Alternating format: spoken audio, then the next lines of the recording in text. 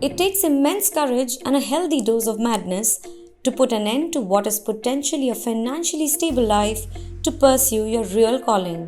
While following one's passion comes at a high price for a lot of people, for some, all it takes is taking the leap, breaking the clutter, and being a change maker. The Makers brings to you stories of such people from across the country who took the road less traveled. In this episode of The Makers, we have Anand Virmani, the man behind India's first craft gin. When we moved in here in Goa and realized our neighbors were consumers of Greater Than, when they came back from a grocery run and they were carrying two bottles of Greater Than, we said, hey, great choice. And they said, oh, do you work with them? We say, yeah, we make this gin. So it's great making connects like that, and it's obviously great to see the gin out there and be something real, right? From a stage 5 years ago when it was just an idea on a piece of paper.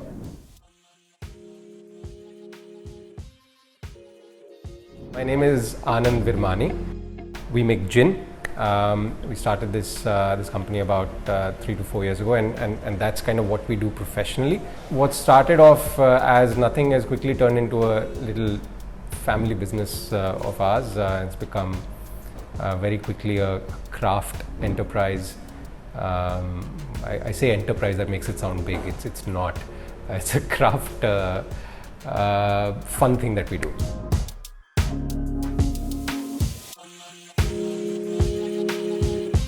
The biggest market in India is whiskey, it's brown spirits, things like brandy, rum, etc. Those are the ones that are the biggest spaces in our industry. To give you an idea, only 1% of the spirits industry is gin, 2% is vodka, 97% is brandy, rum and whiskey. So you would imagine that most people would think, all right, where's the opportunity? It's there. Gin came to us as a great opportunity, as something that we saw was growing around the world. We saw that people in India were asking for it as well. So immediately we looked at it and said, wow, such a great opportunity. Not a lot of people know that the gin and tonic was invented in India. We didn't invent it necessarily ourselves. The British came and did that for us. But we provided them with the right conditions, the fact that they were getting bitten by these little mosquitoes and falling like flies, if you may. That obviously created the condition for them to invent tonic, which prevented malaria. They had to drink tonic, they had to drink gin, of course, by habit. So they said, listen, let's combine this, and that's where the gin and tonic was invented. So while we didn't invent it ourselves, we'll take credit for it as a country, and we feel that probably plays further into the fact that the gin and tonic well and truly belongs here in India. The fact that India is the spice capital of the world, or the botanical capital of the world, it totally made sense for us to make at least gin, right? Gin is that one spirit that actually uses spices and herbs, etc.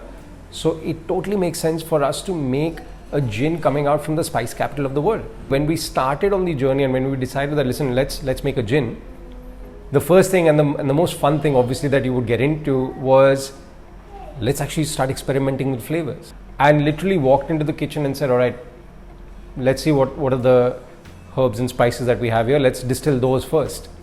So we started distilling whatever came our way, right? So these were fairly approachable, accessible things like coriander, cloves, cinnamon, cardamom, things you would find in all of our kitchens. Turmeric was one that we really liked as well. All of these things we distilled, and we kept putting them aside. So we got to a stage where we distilled close to 120 different herbs and spices, and then we started sort of mixing and matching and doing different permutations and combinations of different flavor profiles that we thought would work. Finally, we made it down to, for Greater Than, which was our London dry gin, we made it down to 9 botanicals, and for Hapusha, which became our contemporary gin, we used 8 botanicals.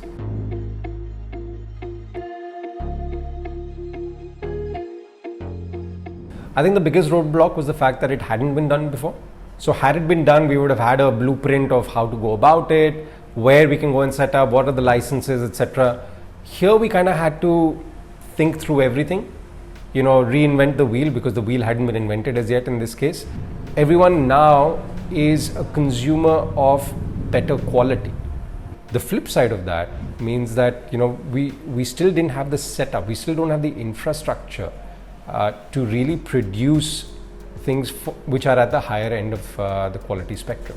So hence a lot of these products are still imported, right? So for us that was a bit of a gap to fill, but in filling that gap we realized that the excise laws, the licenses, etc., are still very much set up for large scale production, right? So how do you create a small craft brand in a playing field that's meant for large players?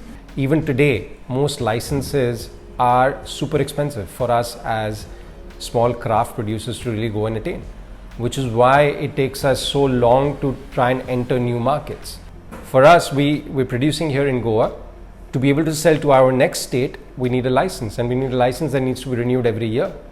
So it's quite an expensive proposition, and of course having the right facility and right equipment is not cheap either, because there are no producers here making craft spirit, the equipment also is not produced here. So everything kind of needs to be outsourced or insourced, I don't know how you look at it. And I guess all of those combined together kind of really presented the first major challenges that we had to kind of overcome. It just so happened that we found the best partners that we were comfortable with, that we felt understood what we were trying to do here in Goa. Otherwise we went through 30-40 different people around the country, and no one really understood what we were trying to achieve with a craft brand, right? Everyone kind of looked at it and said, why are you wasting our time? That's really the reason we decided to go with Goa.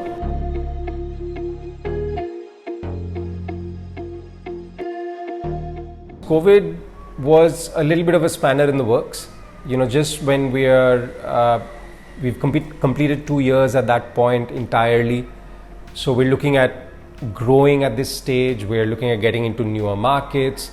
We're looking at doing new innovative things. We're happy with some of the marketing activities we're doing.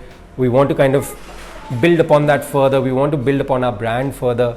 So we had all these plans laid out, and March of 2020 happened, and then slowly one plan after the other had to kind of crumble and fall and put back on the shelf, put on the back burner.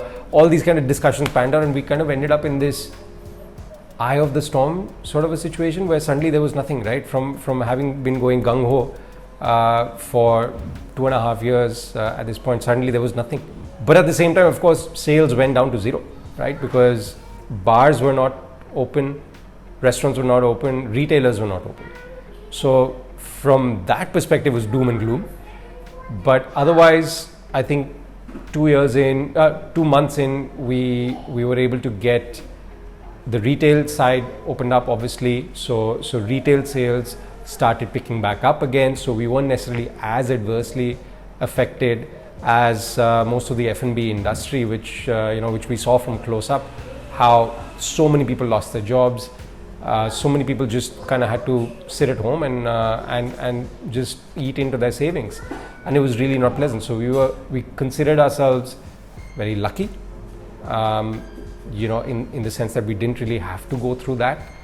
But yes, of course, we got impacted, and where we would have liked to see ourselves grow, we weren't necessarily able to. But having said that, this past year we've still been able to grow at a fantastic pace.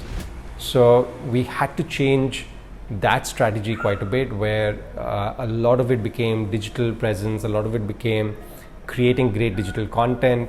We did a lot of these workshops where we got people to try and make simple cocktails at home. At the same time, we tried to do a lot of activations with the trade, trying to keep their morale up as well, and create opportunities, right? So we created sales opportunities for a lot of people who'd been impacted by loss of jobs in the bar side or the kitchen side. So just the mindset had to shift a little bit. But at the end of the day, for us, it was staying true to what we believed in, which was making a great product.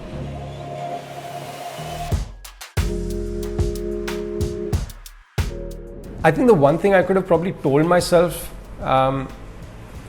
if I could go back in time and say, do this differently, is probably more to do with have more patience, right? So there were a lot of things that I would initially get very agitated about, to say, why is this not moving faster? Why is this license taking time?